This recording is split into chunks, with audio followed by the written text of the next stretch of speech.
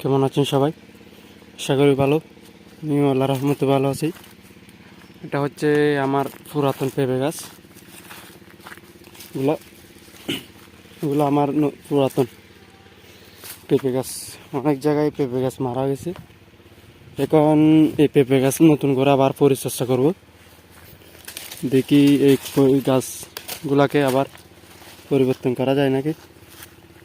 আজকে অথবা কালকে শেষ দিয়ে দেবো। নতুন করে আবার পরিচর্যা করার চেষ্টা করতেছে এগুলো। দেখি আবার এটা নাড়া যায় না। এগুলা আমার ফেলতে এখানে এবছর নতুন করে গাছ আবার রোপণের কথা ছিল, কিন্তু দেখতেছি গাছ অনেকগুলো ভালো আছে আগার দিক দিয়ে।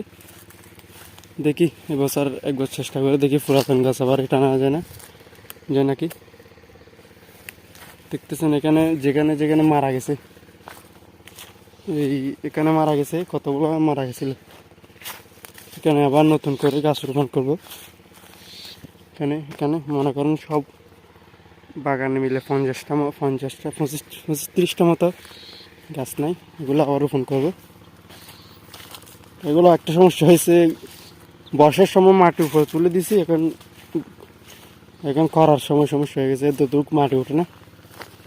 আর একটা কথা, আপনারা যখন মাটিতে পর্যাপ্ত পরিমাণ জল থাকবে না, অথবা একই সময় এই পেঁপে রাখার দরকার নেই, কারণ এখন পুরাতন পেঁপে রাখলে আপনার ওইদিকে শক্তি দিতে গিয়ে আপনার আগাটা নষ্ট হয়ে যাবে। আপনারা চাইলে ছিঁড়ে দিতে পারেন, অথবা বিক্রি করে ফেলতে পারেন, কারণ নতুন করে আবার পরিচর্যা করতে হবে এগুলোতে। যদি আপনাদের বলি, দেখেন মানে আমি এগুলো ছিঁড়ে দিচ্ছি, কারণ এগুলাতে শক্তি দিতে গেলে এখান থেকে ওর সমস্যা হয়ে যাবে। তাই আমি সবগুলা ছিঁড়ে দিচ্ছি, কারণ নতুন করে আবার গাছে শক্তি না থাকলে আপনার এখানে শক্তি কোথা থেকে দিবে, আর এগুলা আপনার আগাটাই নষ্ট করে দিবে। তাই আপনারা এরকম করে ছিঁড়ে দিতে পারেন। এই হচ্ছে আজকের ভিডিও, আশা করি বুঝতে পারছেন। আপনারা সবাই দোয়া করবেন যেন এটা আবার নতুন করে রিটার্ন নিয়ে আসতে পারি।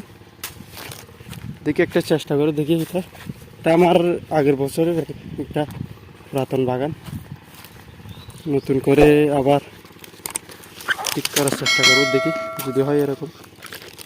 আজকে শেষ দিয়ে বালা করে সার দিয়ে দিব। আজকের ভিডিও আশা করি বুঝতে পারছি।